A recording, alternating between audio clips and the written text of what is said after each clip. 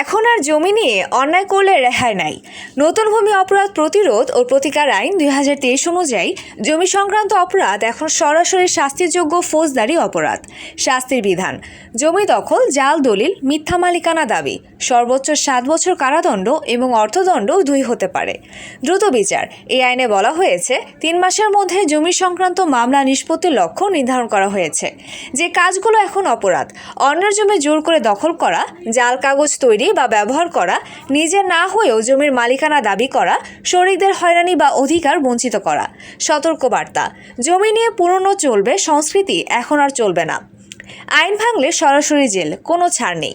গুরুত্বপূর্ণ প্রশ্ন: নতুন ভূমি আইনে আপনার এলাকায় মামলা হচ্ছে কিনা, নাকি এখনও আগের মতোই দখলবাজি জালিয়াতি চলছে? ভূমি অপরাধ কমাতে নতুন ভূমি আইনের যথাযথ বাস্তবায়ন চাই।